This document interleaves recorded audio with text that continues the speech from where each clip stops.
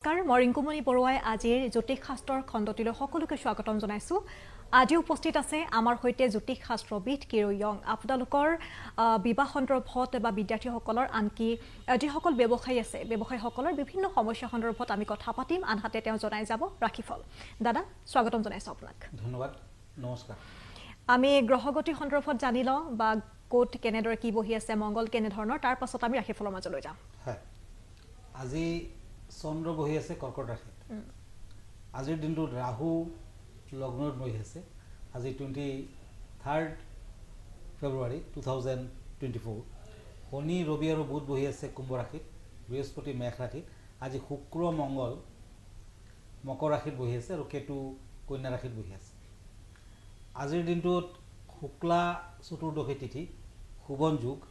আজি বিপ্ৰবৰ্ণ, অশ্লেষা নক্ষত্ৰ, দেৱাৰীগণ, যাত্ৰা শুভ।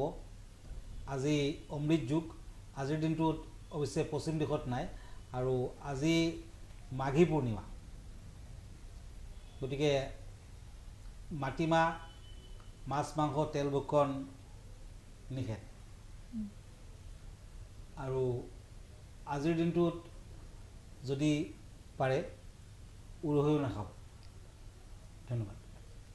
এতিয়া ৰাশিফললৈ গৈছোঁ। প্ৰথমতে মেষ ৰাশিৰ ফলাফল। Aries, cups and shorts.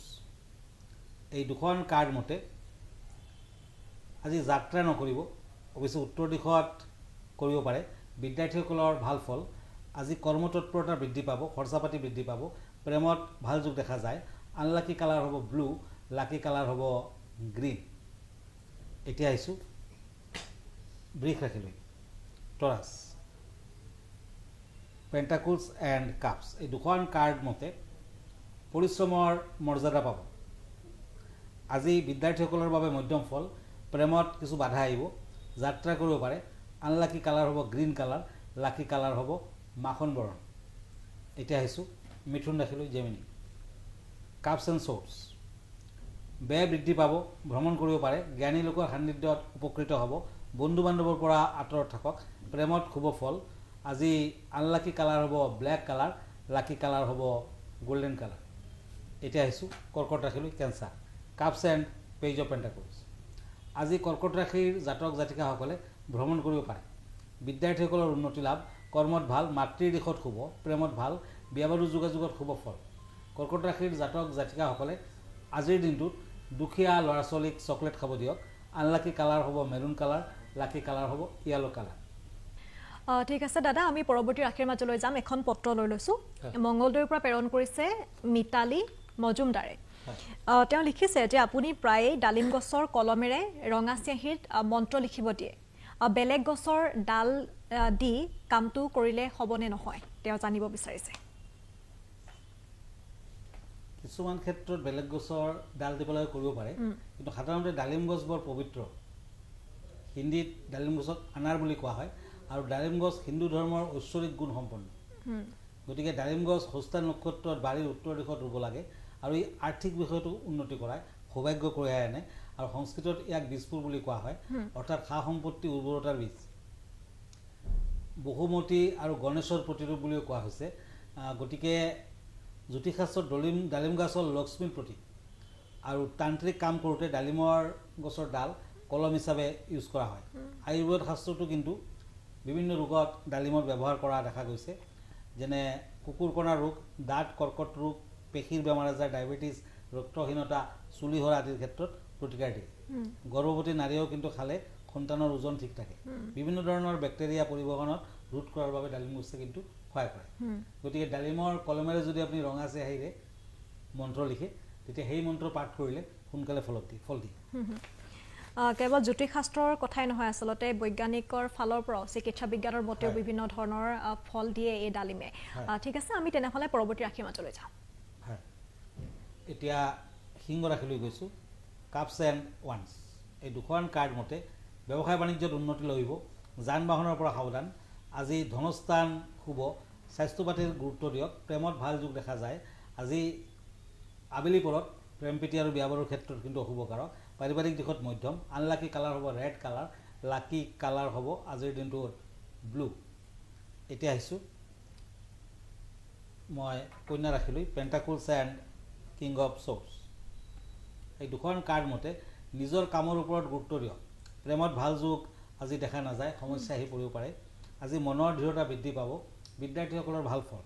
Unlucky colour yellow colour, lucky colour হ'ব মেৰুণ কালাৰ। আজিৰ দিনটোত কন্যা ৰাশিৰ জাতক জাতিকাসকলে যিমান পাৰে দান ধ্যান কৰক, ভাল ফল দিব। ধন্যবাদ। এতিয়া তুলা ৰাশিলৈ আহিছোঁ, লিব্ৰা, কাপছ এণ্ড চ'ৰ্ডছ। এই দুখন কাৰ্ড মতে শত্ৰু বৃদ্ধিৰ যুগ প্ৰবল। ভ্ৰমণ কৰিলে দুপৰীয়াৰ পাছত কৰক। আজি নতুন খা খবৰে মনত আনন্দ দিব। আজি ব্লাড প্ৰেছাৰ থাকিলে সাৱধান হওক। দাম্পত্য জীৱনত ভাল। আনলাকি কালাৰ হ'ব ব্লেক, লাকি কালাৰ হ'ব পিংক কালাৰ। এতিয়া আহিছোঁ বৃশ্চিক ৰাশিলৈ, Scorpio', cups and eight of swords. এই দুখন কাৰ্ড মতে ভ্ৰমণ কৰিব পাৰে কিন্তু সমস্যা থাকিব।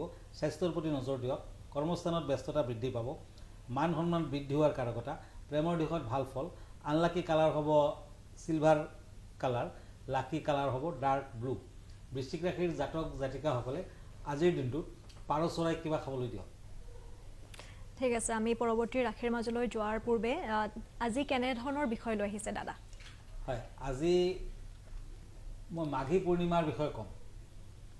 আজি আৰু কাইলৈ পূৰ্ণিমা আছে, গতিকে মাঘী পূৰ্ণিমা হিন্দু আৰু বৌদ্ধিকসকলৰ বাবে অতি পবিত্ৰ সময় আৰু আচলতে শাস্ত্ৰই কিছুমান ভাল সময় দিন ক্ষণ হিচাপে আপুনি ভাল কাম কৰিলে নিশ্চয় উপকৃত হ'ব, শাস্ত্ৰই তেনেকুৱাই কৈছে। গতিকে এতিয়া আহক মাঘী পূৰ্ণিমা। মাঘী পূৰ্ণিমা সাধাৰণতে মাঘ মাহত হয়, কিন্তু এইবাৰ ফাগুন মাহত মানে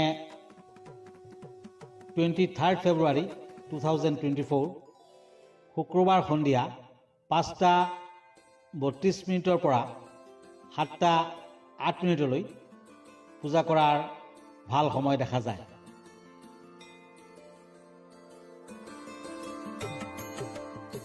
মাঘ মাহক ভগৱান বিষ্ণুৰ উপাসনাৰ বাবে অত্যন্ত শুভ বুলি ভবা হয়। এই মাহত ধ্যান অত্যন্ত পুণ্যময়। জ্যোতিষশাস্ত্ৰত মাঘী পূৰ্ণিমাৰ গুৰুত্ব অনেক বেছি, কাৰণ এইদিনা চন্দ্ৰমা তেওঁৰ 16টা কলা পূৰ্ণ হৈ থাকে। মাঘী পূৰ্ণিমাত পুণ্য লাভৰ বাবে পানীত সামান্য গংগাজল মিহলাই গা ধুব আৰু সূৰ্য দেৱতাক প্ৰণাম কৰিব।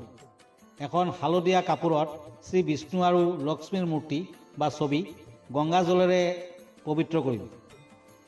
ফুল, সেন্দুৰ, মৌলি, চন্দন, জাফৰান, ফল, মিঠাই, বস্ত্ৰ, ধূপ, চাকি জ্বলাই শ্ৰী লক্ষ্মীনাৰায়ণৰ পূজা কৰি শ্ৰী সত্যনাৰায়ণ ব্ৰতৰ কথা পাঠ কৰক। মাঘী পূৰ্ণিমাত তীৰ্থক্ষেত্ৰত স্নান কৰিলে মানুহৰ জীৱনৰ সমস্ত দুখ দূৰ হয়। মাঘী পূৰ্ণিমাত কেৱল শ্ৰীহৰি বিষ্ণুৱে নহয়, দেৱী লক্ষ্মী আৰু চন্দ্ৰদেৱতাৰো আশীৰ্বাদ বৰ্ষিত হয়। তন্ত্ৰমতে মাঘী পূৰ্ণিমাত গংগা স্নানৰ বিশেষ তাৎপৰ্য আছে। গংগা স্নানত যাব নোৱাৰিলে গা ধোৱা পানীত সামান্য গংগাজল আৰু তিল মিহলাই গা ধুব। এনে কাৰ্যই যিকোনো কামত শুভ ফল দিয়াৰ লগতে সৌভাগ্য বৃদ্ধি পাব। পূৰ্ণিমা তিথিত লক্ষ্মী আহুত গছত বাস কৰে, গতিকে এই পূৰ্ণিমাত আহুতৰ গুৰিত এটা পাত্ৰত পানী, কেঁচা গাখীৰ আৰু প্ৰসাদ অৰ্পণ কৰক। তুলসীৰ পূজা কৰাৰ লগতে পানী ঢালক। এই প্ৰতিকাৰে লক্ষ্মী দেৱী তুষ্ট হৈ ধন লাভৰ আশীৰ্বাদ কৰে। মাঘী পূৰ্ণিমাত গীতা পাঠ কৰিলে শৰীৰৰ ভিতৰ আৰু আশে পাশে নেতিবাচক শক্তি দূৰ হয়। সুখ আৰু সৌভাগ্যৰ বাবে আজি ভগৱান শিৱক শ্বেতচন্দন আৰু বগা ফুল অৰ্পণ কৰক। আজি চন্দ্ৰোদয়ৰ সময়ত কেঁচা গাখীৰ, চেনি আৰু চাউল মিহলাই চন্দ্ৰদেৱক অৰ্ঘ্য নিবেদন কৰক। এই ভিডিঅ'টো নিশ্চয়কৈ সকলোৱে চাইছে আৰু এই ভিডিঅ'টোৰ জৰিয়তে নিশ্চয়কৈ সকলো উপকৃত হ'ব, কাৰণ মাঘী পূৰ্ণিমাৰ বিষয়ে খুব সুন্দৰকৈ তেওঁ বৰ্ণনা কৰি গৈছে। দাদা, আমি পৰৱৰ্তী ৰাশি মাজলৈ যাওঁ। হয়, এতিয়া মই গৈছোঁ ধনু ৰাশিলৈ, ছেজিটেৰিয়াছ, cups and page of swords. এই দুখন কাৰ্ড মতে আজি পানীৰ পৰা সাৱধান হওক। অৰ্থ লাভৰ যুগ। খাদ্য খাওঁতে সাৱধান হওক। বিদ্যাৰ্থীসকলে ভাল ফল পাব। প্ৰেমত মধ্যম যুগ দেখা যায়। আজি আনলাকি কালাৰ হ'ব হোৱাইট কালাৰ, লাকি কালাৰ হ'ব মেৰুণ কালাৰ। এতিয়া আহিছোঁ মকৰ ৰাশিলৈ, পেণ্টাকুলছ এণ্ড চ'ৰ্ডছ। এই দুখন কাৰ্ড মতে যান বাহন কিনিব পাৰে। প্ৰেম আৰু দাম্পত্য জীৱনত মধ্যম ফল। আজি যাত্ৰা কৰিব পাৰে। স্বাস্থ্য বেয়া যুগ দেখা নাযায়। আনলাকি কালাৰ হ'ব গ্ৰে কালাৰ, লাকি কালাৰ হ'ব অৰেঞ্জ কালাৰ। মকৰ ৰাশিৰ জাতক জাতিকাসকলে আজি শনি মন্দিৰ দৰ্শন কৰক। কুম্ভ ৰাশি একুৰিয়াছ, কাপছ এণ্ড টেম্পাৰেন্স।